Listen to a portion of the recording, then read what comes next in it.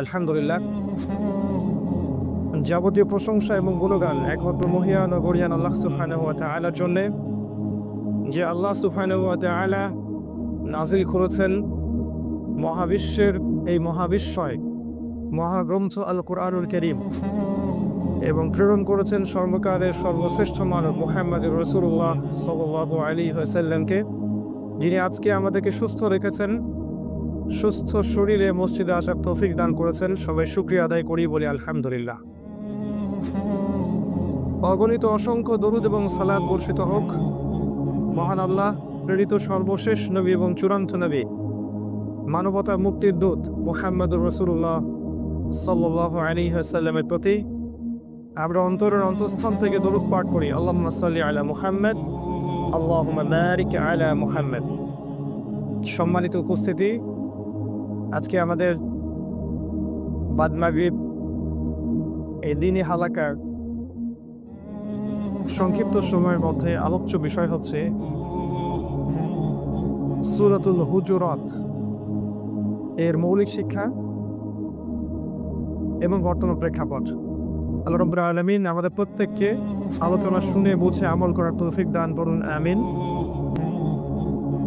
আল্লাহ পাক আমাদের প্রত্যেককে আল কুরআনুল কারীমের যাবতীয় হকসমূহ আদায় করার তৌফিক দান করুন, আমিন।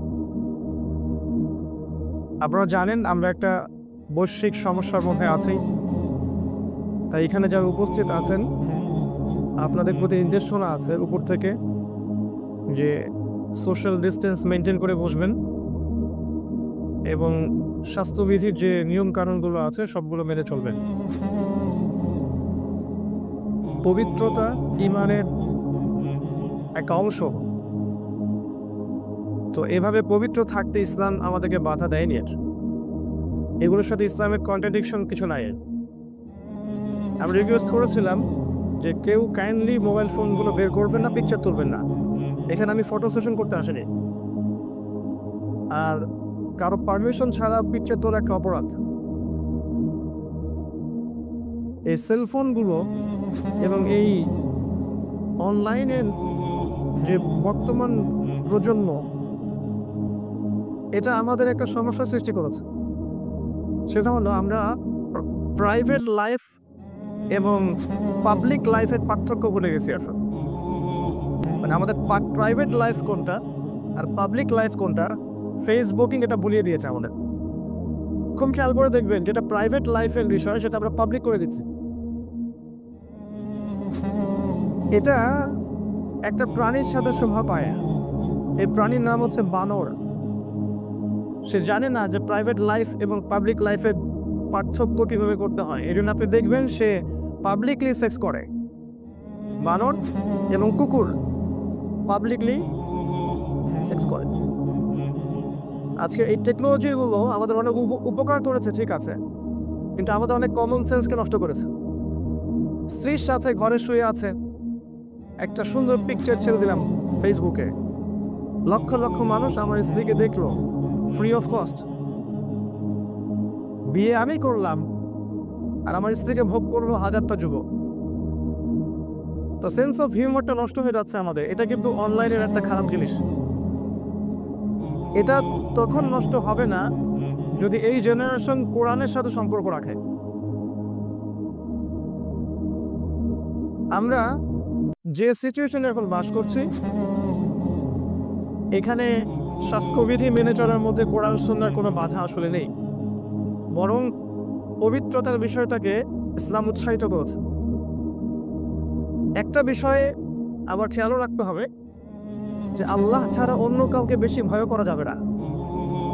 আল্লাহ পাকের হুকুম ছাড়া পৃথিবীর কোনো শক্তির কোনো কিছু করার বা ঘটানোর কোনো ক্ষমতা থাকে না। এর মানে এই নয় যে আমরা নিজেদের জীবনকে হুমকি মুখে ঠেলে দিব, তা নয়। এরকম সিচুয়েশনে আমরা স্বাস্থ্যবিধি মেনে চলার সাথে সাথে কয়েকটা আমল আপনাদেরকে বলছি, ইনশাআল্লাহ তাআলা এই মহামারীর সংকটের সময় আমলগুলো আপনাদের কাজে দিবে। বিশ্বাস করেন, এই ভাইরোলজিক্যাল যে সময়টা চলছে, কেউ বলে এটা মহামারী, কেউ বলে এটা বায়ো ওয়েপেন্স, এক এক মানুষ এক এক দৃষ্টিকোণ থেকে কথা বলে, হোয়াট এভার ইট ইজ, শুরু থেকে আমরা ঘরে বন্দি থাকিনি, সমাজে চলাফেরা করেছি। এই বিগত 1-1.5 বছরে একটা দিনও আলহামদুলিল্লাহ কাশি বা জ্বরে ভুগিনি। একটা দিনও কাশি বা জ্বরে ভুগিনি আলহামদুলিল্লাহ। বলতে পারেন যে শুধু কি স্বাস্থ্যবিধি মেনেই আমার এই উপকারটা হয়েছে? আমি বলবো না। আমি আমার সাধ্য মতো স্বাস্থ্যবিধি মানার চেষ্টা করেছি, কিন্তু আমি কিছু আমল করছি ব্যক্তিগতভাবে, এবং আমি জানি অনেক মুসলিমই এই আমলগুলো করছেন। আপনি বিশ্বাস করেন যে কোরআন এবং সুন্নায় প্রতিটা বিষয়ের সমাধান আছে, আপনি মানেন বা নাই মানেন, আল্লাহর কথা এটা। এই কোরআন এবং সুন্নাহ থেকে কিছু আমল আছে যেগুলো ইনশাআল্লাহ তাআলা আপনাদেরকে আকস্মিক বিপদে পড়া, হঠাৎ মৃত্যু অথবা হঠাৎ দুর্ঘটনা কবলিত হওয়া, মহামারীর এই সময়গুলোতে যে ক্ষতিকর বিষয়গুলো চলছে, এরকম অনেক বিষয় থেকে আল্লাহ পাক আপনাকে সেফ রাখবে, নিরাপদে রাখবে। এটাকে আপনি বিশ্বাস করেন? আল্লাহ পাক চাইলে এটা করতে পারেন। আবার এই আমলগুলো করার পরেও আপনি ইফেক্টেড হতে পারেন যদি আপনার তাকদীরে লেখা থাকে। আউযু বিকালিমাতিল্লাহি তাম্মাতি মিন শাররি মা খালাক, একটা দোয়া। আউযু, আমার সাথে পড়েন দেখি। আউযু বিকালিমাতিল্লাহি তাম্মাতি মিন শাররি মা খালাক। এই দোয়ার অর্থ হচ্ছে আমি আল্লাহর পবিত্র কালামগুলোর মাধ্যমে, পবিত্র কালিমাগুলোর মাধ্যমে আল্লাহ পাকের সমস্ত সৃষ্টির ক্ষতি থেকে আশ্রয় চাচ্ছি। সব পড়ে গেছেন এর মধ্যে? আপনি যে কোনো জায়গায় এটা পড়তে পারেন। নবী সাল্লাল্লাহু আলাইহি ওয়াসাল্লাম বলেছেন ওই জায়গা থেকে চলে যাওয়ার আগ পর্যন্ত কোনো কিছুই তারপরে ক্ষতি করতে পারবে না ইনশাআল্লাহ। এটা সকালে 3 বার, বিকালে বা সন্ধ্যায় 3 বার অ্যাটলিস্ট। এছাড়া আপনি সবসময় পড়তে পারেন, কোনো সমস্যা নেই। এটা খুবই সুটল একটা দোয়া।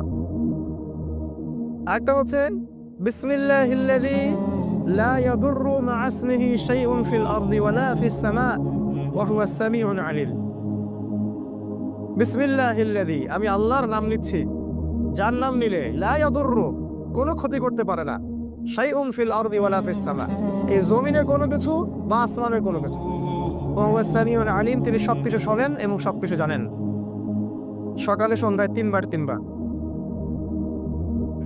এছাড়া সূরাতুল ফালাক, সূরাতুন নাস, সূরাতুল ইখলাস সকালে এবং সন্ধ্যায় 3 করে।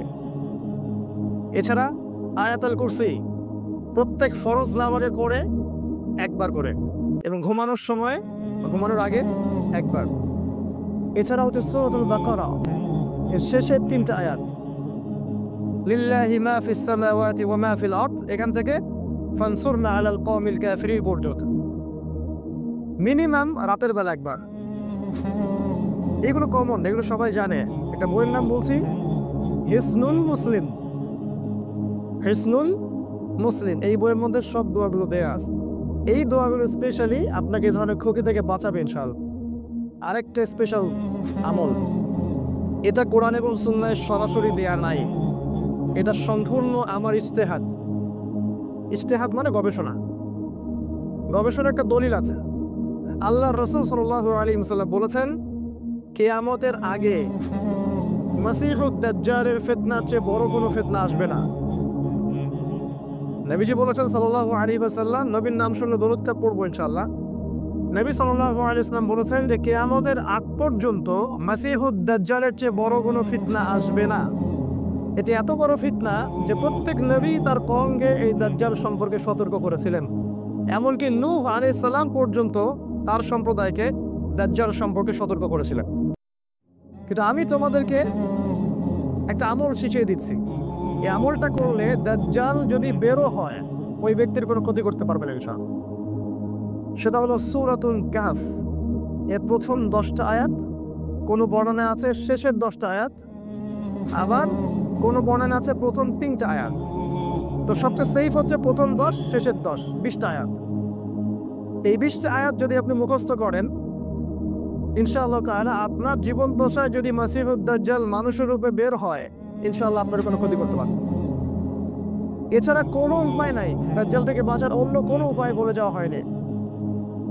আর এটা এমন বড় একটা ফিতনা যেখান থেকে খুব কম মানুষই বাঁচতে পারবে। এর চেয়ে ভয়ঙ্কর কোনো ফিতনা পৃথিবীতে কখনো ছিল না, আসবেও না। তো আমার ইস্তেহাদ হচ্ছে সূরা কাহফের এই 10টা আয়াত যদি আপনাকে দাজ্জালের ফিতনা থেকেও বাঁচাতে পারে, নিঃসন্দেহে ভাইরাস থেকেও বাঁচাতে পারে। Am I right or wrong? না আমার ইস্তেহাদের কি কোনো ভিত্তি আছে? না একবারে ভিত্তি নাই, কিছুটা তো ভিত্তি আছে। সরাসরি কোরআনে নাই, সরাসরি হাদিসেও কিন্তু নাই। এটা আমার ইস্তেহাদ। সূরা কাহফের প্রথম 10টা আয়াত যদি আমরা একটু নিয়মিত করি, ইনশাআল্লাহ এসব সমস্যা থেকে আমরা বেঁচে থাকতে হবে। আমি ইন্ডিভিজুয়ালি একদিনও বাদ দিই নাই এই মহামারীর সিজনে সূরা কাহফের প্রথম 10টা আয়াত পড়া। প্রতিদিন পড়েছি সকালে এবং সন্ধ্যায়, যদিও সরাসরি দলিল কিন্তু নাই, আমি ইস্তেহাদ পড়ে পড়েছি। যদি আপনারা মনে করেন পড়তে পারেন। যখনই whenever I will give an opinion, যখন আমি কোনো অপিনিয়ন দিব, you should not accept my opinion. আমার অপিনিয়ন আপনাকে গ্রহণ করতে হবে না। Until or unless you are convinced I am correct. যতক্ষণ না আপনার কাছে মনে হয় যে আমি ঠিক আছি, তার আগ পর্যন্ত আমার কোনো কথা রিসিভ করার দরকার নাই। বারবার বলি যে কোরআন এবং সুন্নাহর সাথে যতটুকু কথা আমাদের মিলবে গ্রহণ করবেন, যেটা মিলবে না কথাটাকে নিয়ে সমুদ্রে ফেলে দিবেন, কোনো সমস্যা নেই। এটাই মানহাজ হওয়া উচিত। তো এই আমলগুলো যদি আমরা করতে পারি, সামাজিক ডিস্টেন্স বলেন, অন্যান্য যে বিষয়গুলোর কথা বলছেন, এগুলোর সাথে ইনশাআল্লাহ আশা করা যায় যে আমরা এই বাংলাদেশ, আমাদের এই জাতি অন্য রাষ্ট্রগুলোর চাইতে কম ইফেক্টেড হবে ইনশাআল্লাহ। এই মেসেজগুলো ঊর্ধ্বতন কর্তৃপক্ষকে কে পৌঁছাবে? মানে আমাদের একটা কমিউনিকেশন গ্যাপ আছে। আমরা দ্বীন ইসলাম, কোরআন সুন্নাহকে কেন্দ্র করে সর্বোচ্চ লেভেল পর্যন্ত হকের মেসেজটা পৌঁছাতে পারি না আসলে। এই জন্য তারাও অনেক সময় বুঝতে পারে না কোনটা সঠিক কোনটা ভুল। আল্লাহ পাক সবাইকে হেদায়েত দান করুন এবং কোরআন সুন্নাহর সঠিক জ্ঞানটা বোঝার তৌফিক দান করুন। দ্বিতীয় পয়েন্টে বলতে চাই যে আল কোরআনে যে শিফা আছে, আল্লাহ পাক কিন্তু বলে দিয়েছেন, সূরা বনী ইসরাঈলের মধ্যে আছে। আল্লাহ বলেছেন ওয়া নুনাজ্জিলু মিনাল কোরআন মা হুয়া শিফাউ ওয়া রাহমাতুল লিল মুমিনিন। সূরা বনী ইসরাঈল পড়েন। আল্লাহ বলেছেন আমি এই কোরআনের মধ্যে মুমিনদের জন্য, বিশ্বাসীদের জন্য শিফা, আরোগ্য নাযিল করেছি এবং দয়া নাযিল করেছি। ওয়া মান আসদাকু মিনাল্লাহি কিলা, আল্লাহর চেয়ে সত্য কথা কে বলতে পারে? ওয়া মান আসদাকু মিনাল্লাহি হাদিসা, আল্লাহর চেয়ে উত্তম হাদিস কেউ বলতে পারে? তো আল্লাহই বলছেন আমাদের রব যে আমি কোরআনের মধ্যে মুমিনদের জন্য শিফা নাযিল করেছি, আরোগ্য এবং রহমত, দয়া। তা আমরা কি ঈমান আনছি কোরআনের প্রতি? আল্লাহ পাক সূরা বনী ইসরাঈল আরো বলেছেন ওয়াইদা করাআতাল কোরআন, যখন হে নবী আপনি কোরআন তেলাওয়াত করবেন, এই আয়াতটা খুব ভালো করে শোনেন, যখন হে নবী আপনি কোরআন তেলাওয়াত করবেন, জাআলনা বাইনাকা ওয়া বাইনাল লাযিনা লা ইউমিনুনা বিল আখিরা হিজাবান মাসতুরা। যারা আরবি বোঝেন তারা বুঝতে পারছেন। আল্লাহ বলছেন হে নবী সাল্লাল্লাহু আলাইহি ওয়াসাল্লাম, যখন আপনি কোরআন তেলাওয়াত করবেন, তখন আমি আল্লাহ আপনার মাঝে এবং ওই জগতের মাঝে, যেই জগৎটা আল্লাহ বিশ্বাস করে না, পরকালে বিশ্বাস করে না, এই উভয়ের মাঝে আমি একটা অদৃশ্য নিরাপত্তা পন্থা বসাই দেব। একটু চিন্তা করেন, এই করোনা আসছে কোন জগৎ থেকে? এমন ওয়ার্ল্ড থেকে আসছে যেই ওয়ার্ল্ড আল্লাহ বিশ্বাস করে না, পরকালে বিশ্বাস করে। এই জন্য আমি বলছি আমার ইস্তেহাদ, যদি আপনি নিয়মিত কোরআন তেলাওয়াত করেন, আমরা করতে পারি নিয়মিত, কোরআন আপনাকে এই ক্ষতি থেকে বাঁচাবে ইনশাআল্লাহ। এই ইয়াকিন বিশ্বাসটা দেখা উচিত। আমাদের উচিত ছিল আমরা যেভাবে প্রচার করছি ডিস্টেন্স, সোশ্যাল ডিস্টেন্স, সামাজিক এটা সেটা, এর সাথে ইসলামিক মোটিভেশনটা দেয়া। এই দোয়াগুলো পড়েন, কোরআন তেলাওয়াত করেন, নামাজ পড়েন, ওযু করেন, দেখেন আমরা অনেক সেফ থাকতাম। আমার কথা কি পয়েন্ট আছে না পয়েন্ট নাই? রাগ করতেছে নাকি? রাগ করেন না। এবার আসেন আমাদের টপিকে। আমি বলছি কোরআনের উপরে একজন মুসলিমের কয়েকটা হক থাকে। খুব শর্ট করে বলছি। 1 নাম্বার, একজন মুসলিমকে অবশ্যই কোরআন বিশুদ্ধ করে তেলাওয়াত করা শিখতে হবে। এই তেলাওয়াত শেখার জন্য আপনার যত পরিশ্রম করা উচিত। আমার মনে হয় 3 মাস সময় লাগবে যদি আপনি বিশুদ্ধ তেলাওয়াত শিখতে চান। শয়তান আপনাকে বাধা দিবে, শয়তান আপনাকে বোঝাবে যে আপনি অনেক জানেন, জানার দরকার নাই। শয়তান এসে বলবে আমার দ্বারা হবে না, আমি পারবো না। আর শয়তান এসে বুঝাবে যে অনেক সময় এখনো বাকি আছে, পরে শিখে নিব। এই 3টা শয়তানের মেজর অস্ত্র। কোরআন তেলাওয়াত করা শিখুন, নিয়াত করেন আগামী রমজান আসার আগেই কোরআন তেলাওয়াত করা শিখে ফেলবো ইনশাআল্লাহ। পারবো না? দুই নম্বর হচ্ছে কোরআনে শুধু তেলাওয়াত শিখলেই হবে না, কিছু অংশ মুখস্থ করা উচিত। একটা সূরা বা একটা পারা বা 2 পারা 3 পারা 4 পারা যতটুকু আপনি পারেন, আপনার একটা মিনিমাম কোরআনের একটা অংশ আপনার হিপস থাকা উচিত। এটা কোরআনের একটা হক। আমরা পারবো না ইনশাল্লাহ? এই যে আপনি 20 বছর পড়াশোনা করেছেন, আমার তো মনে হয় আপনি 2000 কিতাব পড়ছেন, আরও বেশি মেবি। যারা মেডিকেল সায়েন্সে পড়ে কত কঠিন কঠিন বই পড়ে, ইঞ্জিনিয়ারিং যারা পড়ছেন কত কঠিন ফিজিক্সের হিসাব পড়ছেন, যারা ফিলোসফিতে পড়েছেন তাদের মাথা তো আল্লাহ ঝাউলা, যারা ইকোনমিক্স পড়ছেন কত কঠিন সাবজেক্ট, তাই না? বিশেষ কোচিং করছেন, কত পরিশ্রম করছেন। কোরআনের এক পারা মুখস্থ করা যাবে না ইনশাল্লাহ? ডেইলি একটা আয়াত, সারাদিন আপনি আজকে আওয়াইলেন, ধরেন সারাদিন ইয়া আইয়ুহান নাস ইন্না খলাকনাকুম মিন যাকারি ওয়া উনসা ওয়া জাআলনাকুম শুউবা ওয়া ক্বাবাইলা লিতাআরাফু ইন্না আকরামাকুম ইনদাল্লাহি আতকাকুম ইন্নাল্লাহা আলিমুন খাবীর। একটা আয়াত সারাদিন পড়লেন, মুখস্থ হবে না? এত বড় আয়াত পড়েন না, সারাদিন পড়লেন ওয়ান নাজমি ইযা হাওয়া ওয়ান নাজমি ইযা হাওয়া, পারবেন না? আর রহমান আল্লামাল কোরআন খলাকাল ইনসানা আল্লামাহুল বায়ান, 4টা আয়াত সারাদিন পড়া যাবে না? তাহলে আমাদের সমস্যাটা কোথায়? শয়তানের ওয়াসওয়াসা, আমাদের অলসতা আর ইচ্ছার দুর্বলতা, এই তো, আর কিছু না। আল্লাহ পাক সবাইকে কোরআন হিফজ করার তৌফিক দান করুন, আমিন। হাফেজে কোরআনদেরকে কিয়ামতের মাঠে তোলা হবে এবং বলা হবে যে তুমি কোরআন তিলাওয়াত করতে থাকো এবং জান্নাতে তোমার মর্যাদা দিকে উঠতে থাকো। একটা হাদিসে আমি পড়েছিলাম, হাদিসের সনদটা আমি এখন বলতে পারছি না কতটুকু বিশুদ্ধ, যে একজন আহলে কোরআন মানুষ, যে কোরআনওয়ালা মানুষ, কোরআন পড়েছে, শিখিয়েছে, কোরআন চর্চা করেছে, কোরআনের আমল করেছে, হিফজ করেছে, এই মানুষের পিতামাতাকে পর্যন্ত সম্মানের মুকুট পরানো হবে। এই মানুষটার পিতামাতাকে সম্মানের মুকুট পরানো হবে স্পেশাল। তাহলে ওই ব্যক্তির কি ফজিলত সেটা চিন্তা করবেন। আজকে তো আমরা চাই আমাদের বাচ্চা কাচ্চারা অনেক বড় চাকরি করুক, সরকারি জব করুক, বিসিএস ক্যাডার হোক। এটা করার পরেও কি আল্লাহ পাক আমার মাথায় ওই তাজটা পরাবেন? কোনো গ্যারান্টি নাই। কিন্তু আমি যদি আমার সন্তানকে কোরআনওয়ালা বানাতাম, আল্লাহ পাক আমার মাথায় কিয়ামতের মাঠে সম্মানের তাজ পরাতেন। ওই দিন যে সম্মানিত হবে সে যে কত সৌভাগ্যবান, আর ওই দিন যে দুর্ভাগা হবে সে যে কত দুর্ভাগ্যবান, এটা ওই দিন না আসলে আমরা বুঝতে পারবো না। আল্লাহ পাক আমাদের প্রত্যেককে ওই দিন সম্মানিত হওয়ার তৌফিক দান করুন, আমিন। 3 নাম্বার হচ্ছে অবশ্যই কোরআনের অর্থ বুঝতে হবে। শুধু তিলাওয়াত করা শিখলাম আর হিফজ করলাম তোতা পাখির মতো, তারাবির নামাজে 4G 5G স্পিডে কোরআন পড়লাম, মুসল্লিও বুঝলো না কি পড়লাম, ইমামও বুঝলো না কি পড়লাম, এরকম করলে সমস্যা আছে। কোরআনের অর্থটা বোঝার চেষ্টা করা উচিত। এর জন্য কি করতে হয়? এর জন্য কোরআনের কিছু গ্রামার শিখতে হয়, আরবি ভাষা শিখতে হয়, আরবি ব্যাকরণ শিখতে হয়। এতটুকু যদি আপনি করেন, পাশাপাশি তাফসীরের বইগুলো পড়েন, যেমন মাআরিফুল কোরআন, জালালাইন বা ইবনে কাসির, ইনশাআল্লাহ আপনি কোরআনের একটা মৌলিক মেসেজ পাবেন ইনশাআল্লাহ। আমি বলছি না আপনি মুফতি হয়ে যাবেন, মুহাদ্দিস হয়ে যাবেন, তাফসীর করবেন, এমন না, কিন্তু মৌলিক মেসেজটা আপনি পেয়ে যাবেন ইনশাআল্লাহ। 4 নাম্বার, কোরআনের আদেশগুলো মেনে চলা। কোরআনের যে আদেশগুলো আছে এগুলো মেনে চলার চেষ্টা করা, যেমন সালাত, যাকাত, সাওম, হজ, সত্য কথা বলা, পিতামাতার খেদমত করা, যত আদেশ আছে আল্লাহর সাথে শিরক না করা, এগুলো মেনে চলা উচিত। তারপরে 5 নম্বর হচ্ছে নিষেধ বর্জন করা। কোরআনের আদেশ মানার সাথে সাথে নিষেধগুলোকেও বর্জন করতে হবে, করা উচিত। যেমন আমি যদি 5 ওয়াক্ত নামাজ পড়ি ঠিকই, কিন্তু ইকোনমিক লাইফে আমি পাক্কা সুদখোর থাকি, তাহলে কোরআনের সাথে গাদ্দারি করা হয়েছে, তাই না? রাগ করলেন নাকি? যদি আমি ব্যক্তিগত জীবনে ইবাদত বন্দেগী খুব মাশাআল্লাহ ভালো করছি, কিন্তু অর্থনৈতিক জীবনে গিয়ে পাক্কা সুদ খাচ্ছি, তাহলে কোরআনের কিছু অংশ মানছি, কিছু অংশ মানি নাই। আর এই সুদের বিরুদ্ধে আল্লাহ পাক কি বলেছেন? যে আমি এর বিরুদ্ধে যুদ্ধ ঘোষণা করলাম। আল্লাহ যার বিরুদ্ধে যুদ্ধ ঘোষণা করলেন সে কি জান্নাতে যাবে? কোরআন পড়ার পরেও যদি একটা যুবক ছেলে মাদক দ্রব্য সেবন করে, তাহলে কিছু কোরআন মানলো, কিছু মানলো না, এদেরকে যন্ত্রণাদায়ক শাস্তি দেওয়া হবে। আল্লাহ পাক বলেছেন সূরা বাকারার 85 এবং 86 নম্বর আয়াতে, পড়ে দেখবেন।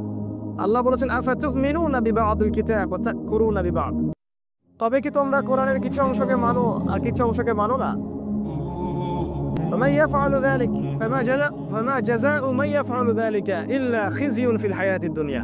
এরকম কাজ যারা করবে কোরআনের কিছু অংশকে মানে, কিছু অংশকে মানে না। আল্লাহ বলছেন এই পৃথিবীতেই আমি ওদেরকে লাঞ্ছিত করে দিব। নাউজুবিল্লাহ, সুবহানাল্লাহ বলতে হয় না, নাউজুবিল্লাহ বলতে হয়। এই পৃথিবীতেই আল্লাহ পাক ওদেরকে লাঞ্ছিত করে দিবেন। ওয়াউমাল কিয়ামা ইউরাদ্দুনা ইলা আশাদ্দিল আযাব, আর কিয়ামতের মাঠে এদেরকে আল্লাহ পাক যন্ত্রণাদায়ক শাস্তি প্রদান করবেন। কাদেরকে? যারা কোরআনের কিছু অংশকে মানে, কিছু অংশকে মানে না। একটু আমরা নিজেদের আয়নায় দাঁড় করাই, উত্তর আমাদের বিবেক দিয়ে দিবে। নিজের হিসাব নেওয়ার জন্য কে যথেষ্ট? নিজেই যথেষ্ট। আল্লাহ পাক এটাও সূরা বনী ইসরাঈলে বলেছেন, ইকরা কিতাবাক। আল্লাহ পাক কিয়ামতের মাঠে বলবেন সবাইকে, আপনাকে আমাকে সবাইকে, ইকরা কিতাবাক, তোমার বই পড়ো, আমলনামা তোমার বই তুমি নিজেই পড়ো। ওয়া কাফা বিনাফসিকাল ইয়াওমা আলাইকা হাসিবা, আজকে তুমি নিজেই তোমার হিসাব নেওয়ার জন্য যথেষ্ট। আল্লাহ পাক আমাদেরকে ওই দিন যেন মাফ করে দেন, আল্লাহুম্মা আমিন। এর পরের একটা হক আছে, সেটা হলো কোরআনের দাওয়াতটা মানুষের কাছে পৌঁছে দেওয়া, যেমনটা আপনারা আজকে করছেন। এটা একটা হক আদায় হলো।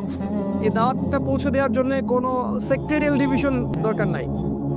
আমরা সবাই মুসলিম, সবাই আল্লাহর বান্দা, আমরা ওয়ান উম্মাহ। মসজিদ ভিত্তিক হোক, প্রতিষ্ঠানের উদ্যোগে হোক, সোশ্যালি হোক, যেভাবে হোক কোরআনের মেসেজটাকে আপনাকে পৌঁছে দেওয়া উচিত। যদি আপনার কাছে পলিটিক্যাল পাওয়ার থাকে, উচিত হবে সেটা দিয়ে জনগণের মাঝখানে কোরআনের দাওয়াতটা পৌঁছে দেওয়া। এতে আপনার লাভ ছাড়া কোনো ক্ষতি নাই। মানুষ যত কোরআনের কাছে আসবে তত সে নিয়মতান্ত্রিক জীবনযাপন করবে এবং সে ইনশাল্লাহ বিপথে যাবে না ইনশাল্লাহ। আরেকটা হক হচ্ছে কোরআনের কিছু লস এবং ফান্ডামেন্টাল আছে, বিধারা, এগুলোকে এস্টাবলিশ করার চেষ্টা চালু করা। যেমনটা করবেন ঈসা আলাইহিস সালাম, যেমনটা করবে ইমামুল মাহদী। তারা যখন পৃথিবীতে আসবেন এবং তারা অচিরেই আসবেন, কত বছর পর আল্লাহ ভালো জানেন। তারা যখন আসবেন, তারা এই জেরুজালেম থেকে, যে জেরুজালেম ইসরায়েল দখল করে রাখছে আমাদের জায়গা, সেখানে তারা ইসলামিক খেলাফা বাস্তবায়ন করবেন এবং সেখান থেকে তারা সারা বিশ্বে ইসলামিক খেলাফা ছড়িয়ে দিবেন। এটা কদি আলাম লেখা হয়ে গেছে। মানে আপনার ইউনাইটেড নেশনস, আপনার নেটওয়ার্কে কিছু করতে পারবেন, এটা লেখা হয়ে গেছে আল্লাহর কাছে। আল্লাহ পাক লিখে ফেলছেন এটা এবং রাসূলুল্লাহ সাল্লাল্লাহু আলাইহি ওয়াসাল্লাম জানিয়ে দিয়ে গেছেন যেটা হতে যাচ্ছে, সময়ের ব্যাপার মাত্র। তখন তারা সারা ওয়ার্ল্ড ওয়াইড এটা ছড়িয়ে দিবে। এটাও কোরআনের হক। আমরা কোরআনের সূরাগুলোর দিকে যদি তাকাই, আমরা দেখবো প্রত্যেকটা সূরার আলাদা আলাদা বৈশিষ্ট্য আছে, তাই না? সূরা ফাতিহা একটা সূচনা, আপনার সূরা বাকারা এখানে অনেক বিধিবিধান আছে। সূরা আলে ইমরানে আলে ইমরান পরিবারের কথা আছে। সূরা মারিয়ামের মধ্যে মারিয়াম আলাইহিস সালামের কথা আছে না? সূরা ইব্রাহিম, সেখানে ইব্রাহিম আলাইহিস সালামের কথাগুলো আছে। এরকম সূরা হুদ, এখানে হুদ আলাইহিস সালামের কথা আছে। এক এক সূরা কিন্তু এক একটা বৈশিষ্ট্য বহন করে। সূরা তালাক, এখানে তালাকের বিধান আছে। সূরা নিসা, মহিলাদের জন্য হেদায়েত আছে, এই ব্যাপার সেবা। ঠিক এরকমই আমি বলি যে প্রতিটা সূরা একটা করে চূড়া, মানে পাহাড়ের চূড়ায় উঠলে আপনি অনেক দূর পর্যন্ত দেখতে পারবেন। এক একটা সূরার ভিতরে ঢুকে গেলে আপনি ওই বিষয়ের অনেক দূর পর্যন্ত জ্ঞান পাবেন ইনশাআল্লাহ। তো সূরা হুজুরাত, যেটা আমাদের আজকের সূরা, এই সূরার মূল বৈশিষ্ট্য হচ্ছে এটা মুসলিম ভ্রাতৃত্বের সূরা। এই সূরাটা হচ্ছে একটা আদর্শ সমাজ গঠনের সূরা। এখানে এত চমৎকার কিছু হেদায়েত আছে। এই হেদায়েতগুলো যদি আমরা বেশি না 10% পালন করতে পারি, আমার মনে হয় এমন কোনো সমাজ থাকবে না যেটা শান্তিতে কানায় কানায় পূর্ণ থাকবে না। আর রাসূলুল্লাহ সাল্লাল্লাহু আলাইহি ওয়াসাল্লাম এবং সাহাবায়ে কেরাম রাদিয়াল্লাহু আনহুম এই সূরার প্রতিটা অক্ষরের উপর আমল করেছেন। এর ফলেই আপনি দেখবেন মদিনা শহরটা দেখেন, ওই যে মদিনা, নবীর মদিনা, মক্কা বিজয়ের পর মক্কার অবস্থা দেখেন। মক্কায় কোনো শিরক আছে? ইসলামের বিজয়ের পরে কথা বলছে। মক্কায় কোনো শিরক ছিল? কোনো সুদ ছিল? কোনো জেনা, কোনো ব্যভিচার, কোনো মারামারি, কোনো হানাহানি, কাটাকাটি, কোনো নারী অবমাননা কিছু ছিল না। এটা হয়েছে মূলত এই কোরআনিক আমলের কারণে। আমরা প্রথমে সূরাটার অনুবাদটা আপনাদেরকে বলবো আয়াত বাই আয়াত, এবং আয়াতগুলো থেকে খুব সংক্ষিপ্ত কিছু মৌলিক শিক্ষা আমরা আলোচনা করব বাকি সময়টুকুতে ইনশাআল্লাহ। একটু মনোযোগ দিয়ে আপনারা বসেন। আল্লাহ পাক এই সূরার মধ্যে বলেছেন প্রথম আয়াতে, সূরাতুল হুজুরাত, সূরা নাম্বার 49।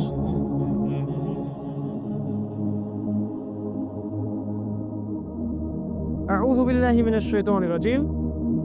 আল্লাহ পাক প্রথম আয়াতে বলছেন ইয়া আইয়ুহাল্লাযীনা আমানু। একটু মনোযোগ দিবেন, প্রতিটা আয়াত ইম্পর্টেন্ট এবং আমি খুব ডিটেইলস কথা বলার সময় পাবো না। পাঁচ লাইনগুলো বলবো, আপনাদেরকে বুঝে নিতে হবে। এবং আমার কাছে ওয়াদা করতে হবে আজকে যাওয়ার আগে, বাসায় গিয়ে আজকে এই সূরাটা অর্থ সহ সবাই পড়বেন। ওয়াদা করছেন ইনশাআল্লাহ।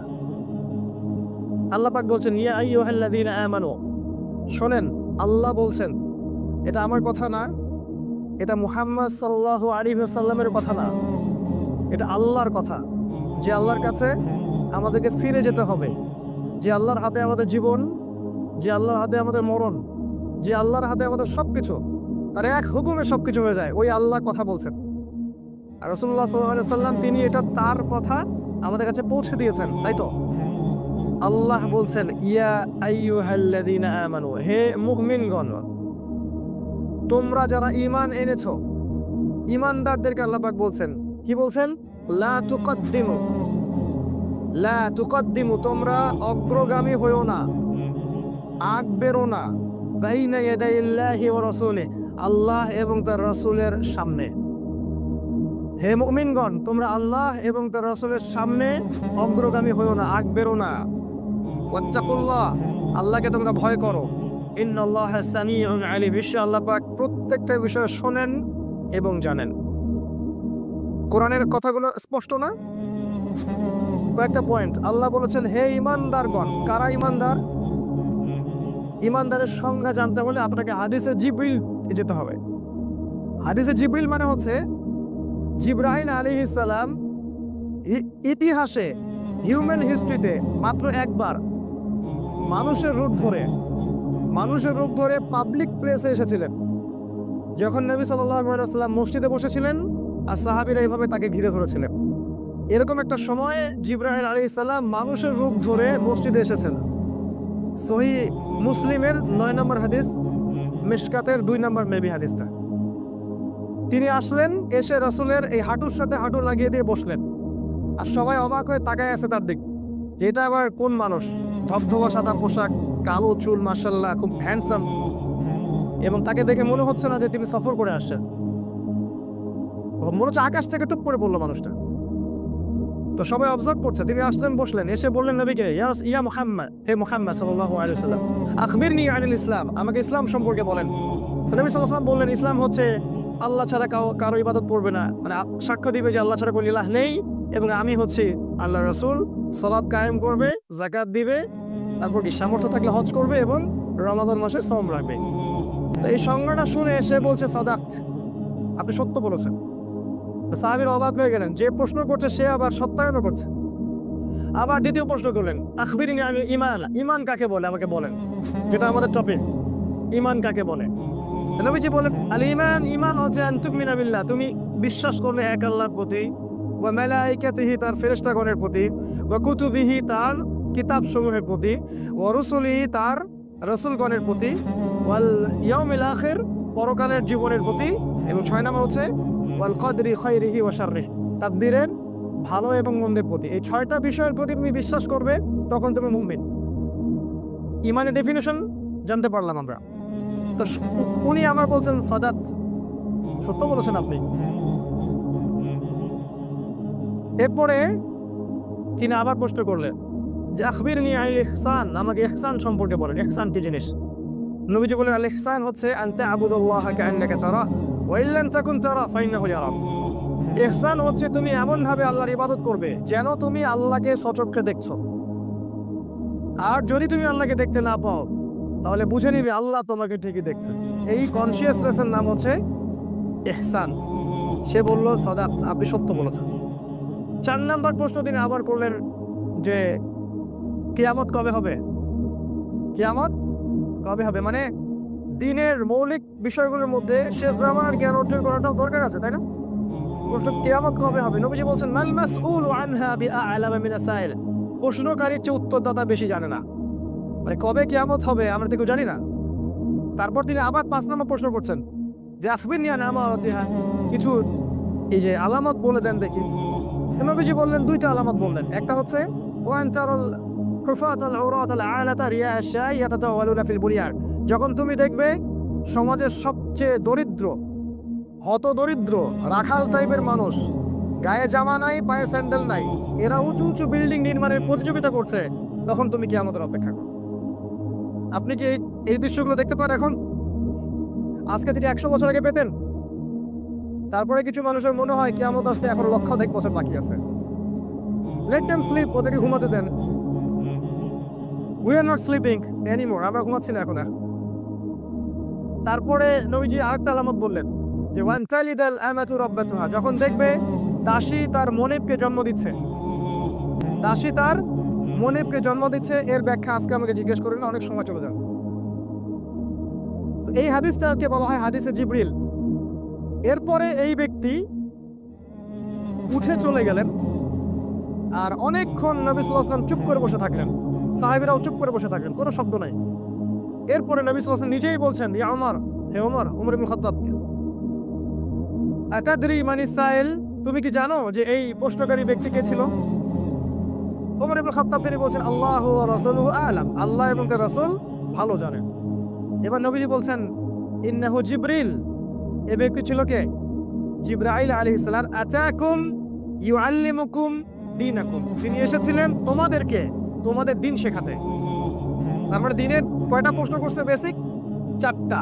ইসলাম কাকে বলে, ঈমান কাকে বলে, ইহসান কাকে বলে, কিয়ামত কবে হবে। তাহলে কিয়ামত কবে হবে এই সম্পর্কে কনসিয়াসনেস দিনের 25%, অ্যাটলিস্ট 25%। তো এই টপিকটা এখন বাদ। এখন শুধু ওযু গোসলের মাসআলা নিয়ে আমরা পড়ে আসি। নবীজি বললেন, আমি জানি না, প্রশ্নকারী উত্তরদাতার চেয়ে বেশি জানে না, উত্তরদাতা প্রশ্নকারীর চেয়ে বেশি জানে না। আবার তিনি প্রশ্ন করলেন, তাহলে আলামত কয়টা বলে দেন। কিয়ামতের আলামতগুলো নিয়ে সচেতন থাকা কি খারাপ? তাহলে এই হাদিসটা নবীর জীবনের শেষের দিকে হাদিস, প্রথমের দিকের হাদিস না, তার ইন্তেকালের আগে আগের হাদিস এগুলো। আমাদের টপিকটা হচ্ছে এখানে 2 নম্বর প্রশ্নটা কি ছিল? ঈমান কাকে বলে। তো আপনারা তো সংজ্ঞা বুঝতে পারছেন, 6টা পিলারে বিশ্বাস করার নাম ঈমান। একটু বলেন তো কি কি? 1 নম্বর আল্লাহর প্রতি, 2 নম্বর ফেরেশতাগণের প্রতি, 3 নম্বর আসমানি কিতাব, 4 নম্বর নবী রাসূল, 5 নম্বর পরকাল, আর 6 নম্বর একদিনের ভালো মন্দ। এই 6টা পিলারের প্রতি কেউ যদি মনে বিশ্বাস করে, ভালো করে শোনেন, মনে বিশ্বাস করে, মুখে স্বীকৃতি দেয় এবং কাজেও বাস্তবায়ন করে, এই ব্যক্তিকে বলা হয় প্রকৃত মুমিন। আর যারা 3টাকে অস্বীকার করে একে বলা হয় কাফের। আর যদি কেউ মনে বিশ্বাস করে না, খালি মুখে মুখে বলে, এর নাম হচ্ছে মুনাফিক। আর কেউ যদি মনে বিশ্বাস করে, মুখেও স্বীকার করে, কাজ করতে গিয়ে বারবার কবিরা গুনাহ করে, একে বলা হবে জালেম বা ফাসিক। ঠিক আছে? এই ঈমানকে কেন্দ্র করে আবার 3টা দল বের হয়ে যাবে। একদল মনে করে খালি মনে বিশ্বাস করলেই আরাফ, কাজে বাস্তবায়নের কোনো দরকার নাই। ভালো করে বোঝেন, মনে বিশ্বাস করছি, মুখে লা ইলাহা ইল্লাল্লাহ বলছি, যথেষ্ট, কাজের কোনো প্রয়োজন নাই। এই শ্রেণীর মানুষকে বলা হয় মুরজিয়া। কি বলা হয়? মুরজিয়া মানে শৈথিল্যবাদী। আর এখন সারা মুসলিম ওয়ার্ল্ডগুলোর মধ্যে বেশিরভাগই মুরজিয়া, সবাই শৈথিল্যবাদী। ওই যে লা ইলাহা ইল্লাল্লাহ পড়ছি, জান্নাতে চলে সব, কাজের কোনো দরকার নাই। আরেক দল আছে যারা মনে করে যে একজন ব্যক্তি লা ইলাহা ইল্লাল্লাহ পড়েছে, মুখে স্বীকৃতি দিয়েছে, মনে বিশ্বাস করেছে, কাজ করতে গিয়ে যদি কবিরা গুনাহ করে ফেলে কাফের হয়ে গেল। কাজ করতে গিয়ে যদি কেউ কবিরা গুনাহ করে ফেলে তাহলে সে কাফের হয়ে যায়, এমনও কিছু মানুষ মনে করে। যারা মনে করে, ভালো করে বোঝেন, যারা মনে করে যে কবিরা গুনাহ করলে কোনো ব্যক্তি কাফের হয়ে যায়, এদেরকে বলা হয় খারেজি। যারা পেট্রো ডলার নিয়ে কথা বলে ওদেরকে খারেজি বলে না। যারা জায়নিস্ট মুভমেন্টকে নিয়ে কথা বলে ওদেরকে খারেজি বলে না। যারা ওয়ান উম্মাহ কনসেপ্ট নিয়ে কথা বলে এদেরকে খারেজি বলে না। যারা ইসরায়েলের এগেইনস্টে কথা বলে ওদেরকে খারেজি বলে না। যারা নির্যাতিত মুসলিম উম্মার পক্ষে কথা বলে এদেরকে খারেজি বলে না। খারেজি কাদেরকে বলে? যারা বিশ্বাস করে কবিরা গুনাহ করলে কোনো ব্যক্তি কাফের হয়ে যায়, এদেরকে খারেজি বলে। যারা ইসলামের নামে সকল জঙ্গিবাদ বা সন্ত্রাসবাদে জড়িয়েছে, এদের আকীদা কি জানেন? এরা বিশ্বাস করে যে কেউ কবিরা গুনাহ করলেই কাফের হয়ে যায়, এজন্য মারা যায়। এজন্য দেখবেন মুসলিম কান্ট্রিগুলোতে এরা এভাবে বিশৃঙ্খলা সৃষ্টি করে বেড়াচ্ছে। আর ওরা মনে করে কবিরা গুনাহ করলেই কি হয়, কাফের হয়ে যায়। কাফের হয়ে গেলে মারা যায়, ওর সেন্সে আর কি। এই বিষয়গুলো যেহেতু আমাদের সব মহলে চর্চা হয় না, যেন ওরা জানে না আসলেই কারা মুরজিয়া, কারা খারেজি, কারা সন্ত্রাসী, কারা কি বুঝতে পারে না। ঈমানকে কেন্দ্র করে আলোচনা, ঈমানকে কেন্দ্র করে কেউ যদি শৈথিল্যতা প্রদর্শন করে একে বলা হয় মুরজিয়া। আর কি চরম পন্থায় চলে যায় একে বলা হয় খারেজি। আর মধ্যম পন্থা কারা? আহলে সুন্নাহ ওয়াল জামাআহ। তারা বিশ্বাস করে যে মনে বিশ্বাস জরুরি অবশ্যই, মুখে স্বীকৃতিও জরুরি এবং কাজে বাস্তবায়নও জরুরি। কিন্তু কাজে বাস্তবায়ন করতে গিয়ে কেউ যদি কবিরা গুনাহ করে ফেলে, সে ব্যক্তি কাফের হয়ে যায় না, বরং তার তওবার দরজা খোলা থাকে। কথা কি বুঝতে পারছেন? এই হচ্ছে আপনার আহলুস সুন্নাহ ওয়াল জামাআর আকীদা। এটা হচ্ছে আমাদের আকীদা, এটাই আমাদের মানহাজ, এটাই সালাফিদের আকীদা। সালফে সালেহিন এই আকীদা ফলো করেছে। তো আল্লাহ পাক এই মুমিনদেরকে বলছে। আরেকটা পয়েন্ট আছে, সেটা হলো আমরা ওযু ভঙ্গের কারণ অনেকে জানি, ঈমান আমার ভঙ্গ হয়ে যায় এই কারণ আবার অনেকে জানি না। 10টা কারণ আছে ঈমান ভঙ্গের, এগুলো একটু ওয়েবসাইট ঘেটে দেখে নেবেন। ঈমান ভঙ্গের 10টা কারণ। যেমন কেউ যদি শিরক করে, ঈমান ইসলাম থেকে একটু বিচ্যুত হয়ে যায়। কেউ জাদু করে, বিচ্যুত হয়ে যায়। কেউ যদি আল্লাহর রাসূলের সুন্নতের চেয়ে অন্যের সুন্নতকে বেশি সুপিরিয়র মনে করে, সেও কিন্তু ওই কাটা পড়ে যায়। কেউ যদি আল্লাহ এবং তার বান্দার মাঝে মধ্যস্থতা স্থাপন করে, কাটা পড়ে যায়। এরকম আরো অনেক কারণ আছে, আজকে এত বলার সময় পাচ্ছি না। ঈমান ইসলাম ভঙ্গের 10টা কারণ আছে, আপনি দেখে নেবেন অন্য বইয়ের মধ্যে। এই মুমিনদেরকে আল্লাহ পাক কি বলছেন? লা তুকদ্দিমু, তোমরা আগ বেরো না। কার আগ বেরো না? বাইনা ইয়াদাল্লাহি ওয়া রাসূলি, আল্লাহ এবং তার রাসূলের আগ বেরো না। আল্লাহকে ভয় করো, আল্লাহ পাক সবকিছু শোনেন এবং জানেন। শিক্ষাটা কি তাহলে? জীবনের কোনো ক্ষেত্রেই, ইবাদত বন্দেগীর জীবন হোক, ব্যক্তিগত জীবন হোক, পারিবারিক জীবন হোক, আপনার অর্থনৈতিক জীবন হোক, বা আপনার পলিটিক্যাল লাইফ হোক, কোনো লাইফেই আল্লাহ আপনাকে নির্দেশ দিচ্ছেন যে আপনি আল্লাহ এবং তার রাসূলের আগ বাড়িয়েন না। আল্লাহ এবং তার রাসূলের যে হুকুম আহকাম আছে, এর অগ্রগামী হয়েন না, একে সীমা লঙ্ঘন করেন না। এই কথাটা কি আল্লাহর কথা না আমরা বানালাম? এই কথাটা কি আপনি ভালোভাবে রিসিভ করবেন না খারাপভাবে নেবেন?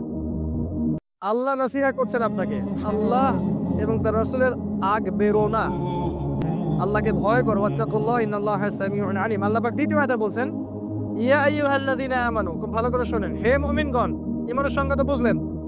হে মুমিনগণ, লা তারফাউ আসওয়াতাকুম, লিসেন টু মি কেয়ারফুলি, লা তারফাউ আসওয়াতাকুম, তোমরা তোমাদের কণ্ঠস্বর উঁচু করো না। তোমরা তোমাদের কণ্ঠস্বর উঁচু করো না। ফাওকা সাউতিন নবী, নবীর কণ্ঠস্বরের উপরে। আল্লাহর নবী মুহাম্মদ সাল্লাল্লাহু আলাইহি ওয়াসাল্লামের কণ্ঠস্বরের উপরেও তোমরা কণ্ঠস্বর উঁচু করো না। তাহলে আল্লাহ এবং তার রাসূলের বিধানের উপরে কেমন করে আপনি যেতে পারেন? আমার কথা কি বুঝতে পারছেন? আল্লাহ বলছেন নবীর কণ্ঠস্বর যে লেভেলে, তার চেয়ে উঁচু স্বরে কথা বলো না।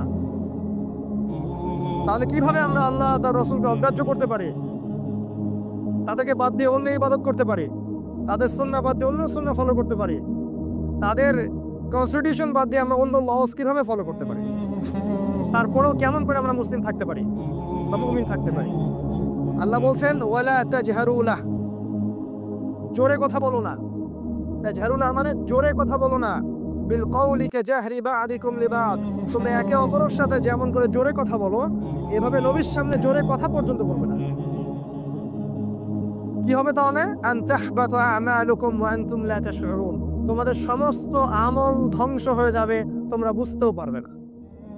মানে আমাদের অজান্তেই আমলনামা ডিলিট, ফরম্যাট। কিয়ামতের মাঠে উঠে দেখবো আমলনামায় কোনো নেকি নাই। নাউযু বিল্লাহি মিন যালিক। অপরাধটা কি? শুধু আল্লাহর রাসূলের সামনে জোরে কথা বলছে, ব্যাস এটাই। তাহলে তার অবাধ্যতা করা কি পরিমাণ শাস্তি সেটা আপনি বুঝে নেন। এখানে একটা তাফসীর আছে, আবু বকর সিদ্দিক এবং ওমর রাদিয়াল্লাহু আনহু। আবু বকর সিদ্দিক এবং ওমর রাদিয়াল্লাহু আনহু একবার নবীর সামনে বসেছিলেন, কোন একটা বিষয় নিয়ে উভয়ের মাঝখানে কথা কাটাকাটি হয়েছে, হতে পারে, তারা মানুষ। তো এরপরে এই আয়াতটা নাজিল হয়, আর আবু বকর সিদ্দিক ওমর রাদিয়াল্লাহু আনহু দুজন আল্লাহর ভয়ে থরথর করে কাঁপতে থাকে। ওমর ইবনে খাত্তাব বলেন, এরপর থেকে তিনি রাসূলের সামনে এমন ভাবে কথা বলতেন যে নবীকে আবার জিজ্ঞেস করতে হতো যে কি বলল, আরেকবার বল। আরেকজন সাহাবীর নাম এসেছে, তার নাম হচ্ছে সাবিত বিন কায়েস রাদিয়াল্লাহু আনহু। তিনি, তার ব্যাপারেও এই একটা ঘটনা আসছে। তিনি কোনো একদিন মসজিদে আর আসতেছে না, বাসায় বসে থাকে, কান্নাকাটি করে। সাহাবীরা গিয়ে বললেন, কি সমস্যা, মসজিদে আসেন না কেন? তিনি বলেন, আমার তো আমলনামা ধ্বংস হয়ে গেছে, কারণ আমি আল্লাহর রাসূলের সামনে উঁচু স্বরে কথা বলছিলাম। পরে নবীজি লোক পাঠালেন, গিয়ে বললেন ওকে ডেকে নিয়ে আসো, বলো যে সে জাহান্নামী না সে জান্নাতি।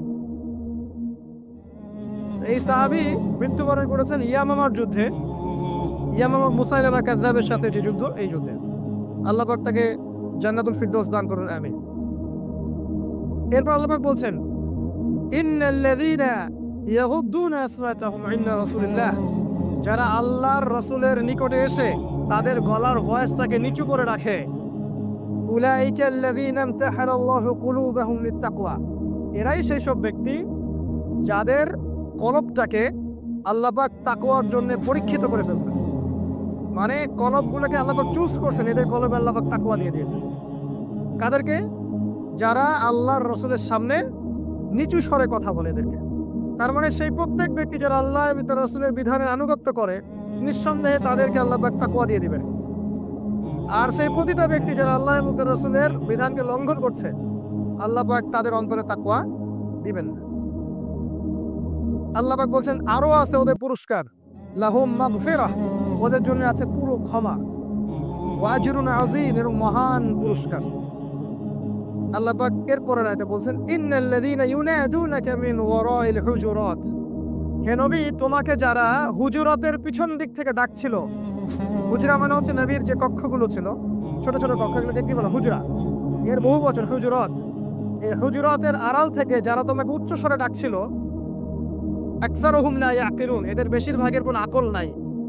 মানে বেদুইন চেনেন? আরব বেদুইন, গ্রাম্য পল্লীর মানুষ কিছু থাকে না? আরবের কিছু বেদুইন নবীর কাছে এসেছিলেন সাল্লাল্লাহু আলাইহি ওয়াসাল্লাম, এসে বাড়ির পিছন থেকেই ডাকাডাকি শুরু করছে, ইয়া মুহাম্মদ ইয়া মুহাম্মদ ইয়া মুহাম্মদ বলে ডাকছে, আমাদের কাছে আসেন, বের হন। ওদের কাছে ম্যানার নাই, আসলে ম্যানারলেস। আমার কাছে মনে হয় স্টিল তারা ম্যানারলেস, স্টিল ম্যানারলেস। যাই হোক, তো এই এর পরিপ্রেক্ষিতে নবী কিন্তু কোনো কথা বলেননি যে আমাকে এভাবে ডেকো না বা কি বেয়াদবের মতো কথা বলা শুরু করছো, কিচ্ছু বলেননি নবী সাল্লাল্লাহু আলাইহি ওয়াসাল্লাম। তিনি মনে মনে একটু কষ্ট পাইছেন। আর আমাদের নবী মনে মনে একটু কষ্ট পাইছেন যে এইভাবে ডাকে আমাকে। আল্লাহ পাক তার নবীর মনের কষ্ট সহ্য করেন নাই, আয়াত নাজিল করে দিয়েছে। আর আজকে নবীকে প্রকাশ্যে যারা কষ্ট দেয়, ওদের কি হবে চিন্তা করছেন কখনো?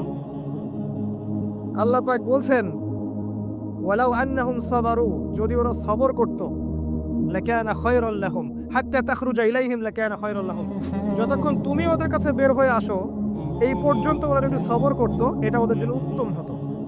আল্লাহু গফুরুর রহিম, আল্লাহ পাক ক্ষমাশীল পরম দয়ালু। আল্লাহ পাক মানে মাফ করে দিয়েছেন তারপরে ওর ইন্নাল্লাহা গফুরুর রহিম।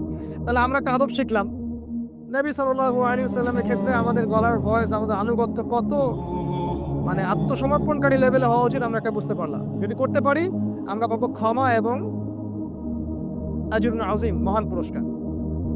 এরপর 6 নম্বর আয়াতে আল্লাহ পাক বলছেন, খুবই ইম্পর্টেন্ট আয়াত এই যুগের প্রত্যেক মানুষের জন্য, ইয়া আইয়ুহাল্লাযীনা আমানু, হে মুমিনগণ, আপনার রব আপনাকে বলছেন, হে মুমিনগণ, ইন জাআকুম ফাসিকুম বিনাবাইন ফাতাবায়ানু, ভালো করে শুনেন। আল্লাহ বলছেন যদি তোমাদের কাছে কোনো ফাসেক বা পাপাচারী কোনো সংবাদ নিয়ে আসে, ফাতাবায়ানু, এটাকে তোমরা আগে পরীক্ষা করে দেখবে।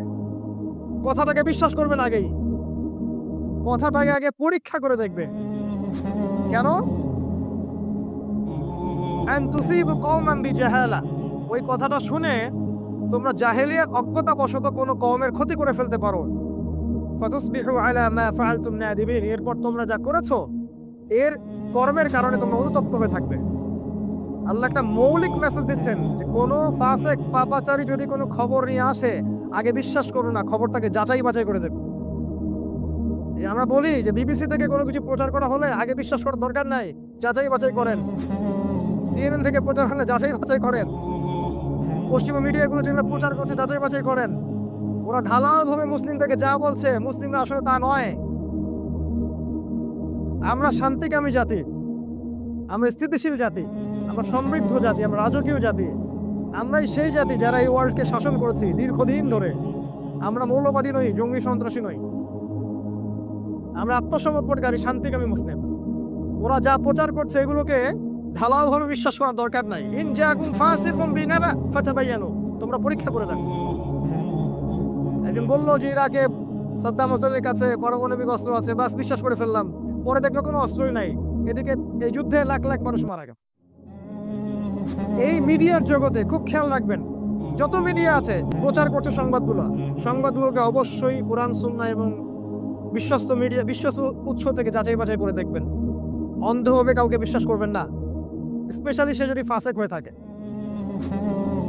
এই আয়াতটা একটা দলিল, যারা ইসলাম নিয়ে কথা বলবে ওলামায়ে কেরাম, তাদের কাছে যখন কোনো কথা আসে কোরআনের বা হাদিসের বা কোনো ব্যক্তি সম্পর্কে, তাদের উচিত তার সম্পর্কে আগে ভালো করে যাচাই বাছাই করা। না বাছাই করে একটা কথা বলে দিলেন, তাহলে আপনি দিন শেষে আপনার সম্মান হারাবেন এবং কোরআন লঙ্ঘন করবেন।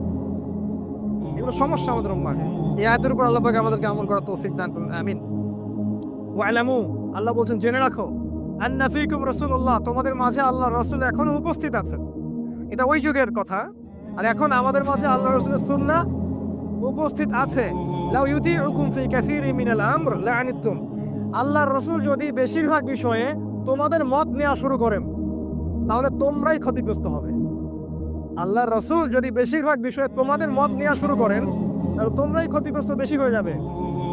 আল্লাহর রাসূল আল্লাহর হুকুমে কাজ করেন, তাই না? ওয়ালাকিন আল্লাহ হাব্বাবা ইলাইকুমুল ঈমান ওয়া যায়্যানাহু ফি কুলুবিকুম, কিন্তু আল্লাহ পাক কি করেছেন? মুমিনদের হৃদয়ের মধ্যে ঈমানকে পছন্দনীয় করেছেন। মুমিনদের মনের মধ্যে আল্লাহ পাক ঈমানের প্রতি মহব্বত সৃষ্টি করেছেন এবং ঈমান দিয়ে আল্লাহ পাক মুমিনদের কলব সুশোভিত করে দিয়েছেন।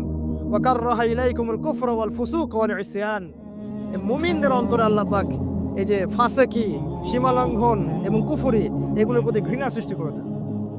তাহলে বুঝে নেন, যদি আপনার মনের মধ্যে কুফরি, সীমালঙ্ঘন এবং পাপাচারের বিরুদ্ধে কোনো ঘৃণাই না থাকে, তাহলে বুঝতে হবে যে মনের মধ্যে ঈমানের অবস্থা খারাপ। কথা কি বুঝতে পারছি? আমরা যদি মন থেকে সমস্ত অন্যায়, অশ্লীলতা, পাপাচার, কুফরিগুলোকে ঘৃণা করতে না পারি, তাহলে মনে ঈমানের ত্রুটি আছে। তাদের ঈমান পরিপূর্ণ যারা এগুলোকে ঘৃণা করতে পারে, উলাইকা হুমুর রাশিদুন, আল্লাহ পাক বলছেন এরাই হচ্ছে সুপথপ্রাপ্ত, এরাই সুপথপ্রাপ্ত। ফাদলাম মিনাল্লাহি ওয়া নি'মা, এগুলো আল্লাহর পক্ষ থেকে অনুগ্রহ এবং নিয়ামত। ওয়াল্লাহু আলিমুন হাকিম, আল্লাহ পাক হচ্ছেন আলিম, মহাজ্ঞানী এবং হাকিম, প্রজ্ঞাময়। এবার আসেন আরেকটা ফেস, আল্লাহ পাক বলছেন মুমিনদের সামাজিক অবস্থা। ওয়াইন তাইফাতানি মিনাল মুমিনিন, খুব ভালো করে শুনি আমরা যারা ধর্মীয় সেক্টরে আছি এবং অন্যান্য সেক্টরে আছি। ওয়াইন তাইফাতানি মিনাল মুমিনিন, মুমিনদের মধ্যে দুইটা দল যদি ইখতাতালু, একে অপরের সাথে দ্বন্দ্বে লিপ্ত হয়, যুদ্ধে লিপ্ত হয়, সংঘাতে লিপ্ত হয়, তাহলে আমাদের কাজ কি? ফাসলিহু বাইনাহুমা, তাদের মাঝে ইসলাহ করে দাও।